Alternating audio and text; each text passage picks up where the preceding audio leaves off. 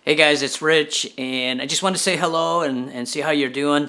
From my home to your home, or maybe you're at work. But definitely, these are unprecedented times, and I'm not doing a lot of music at church right now, and our youth ministry activities for the time being have been put on hold. We've had a lot of things planned for the spring and Easter and summer and things like that, and everything's kind of been put on hold. But God willing, sooner more than later, we'll get back to it. But I just wanted to share some thoughts with you. Those that know me well and know my family know that we always have dogs. We always have a ton of dogs around the house. Right now we have three. We have two Huskies and a Malamute, Rexy, Lulu, and Colby. And before we got Colby, we had lost our oldest Malamute, and his name was Nico, and he was named after Nicodemus. And I love the character of Nicodemus in the Bible, and just his childlike curiosity and obedience to Christ, and being able to, even as a high priest, to go and humble himself to ask him as a child, does it mean that a man has to go back into his mother's womb to be born again, when Jesus is explaining this to him? And I just love that. I love the gentleness of Nicodemus, and someone to model humility after. So we named our dog Nicodemus, and we called him Nico, and he was a great dog. He learned how to dog sled very easily and very quickly. Him and Rexy, we would take them mushing in Racine and different places, and nothing professional or nothing competitive, but they had a lot of fun doing that.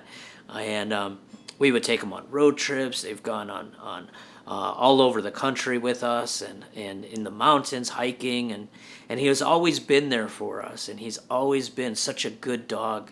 When you lose them, it's like losing a family member. It is losing a family member. Well, a few years back, he ended up getting old, and he had a real severe case of arthritis. And actually, when I took him to the vet, one of the first times where he started developing, very concrete signs of pain and arthritic behavior, they did an X-ray, and they found that around his spine were almost like these crowns of thorns developing around his spine, and very sharp growths that were digging into his nerves on his vertebrae.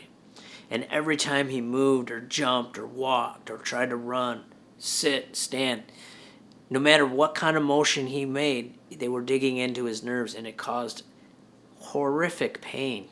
And it was really tough, and those that have gone through this know that no matter what, it's not easy.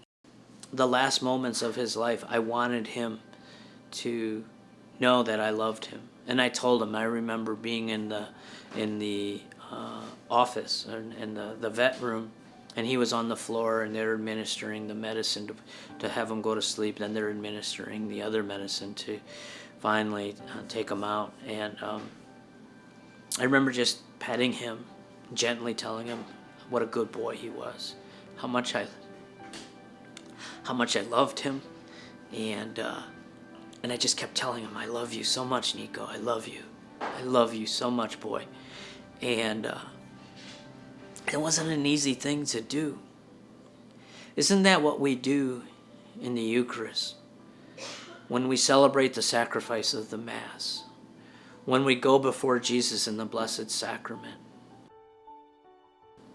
You might be bored. You might not understand everything. You might be distracted. But remembering that we're there to let Jesus know, in all that you did for us, all that you did for me, Jesus, all the pain and suffering you did for ransom for my sins, for my life.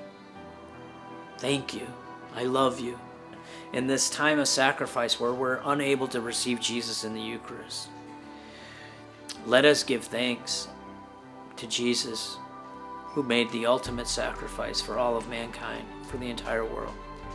And let us praise and rejoice and hope for the day when we're able to go back to church and celebrate in community the great sacrifice of the Mass and the Holy Eucharist. God bless you.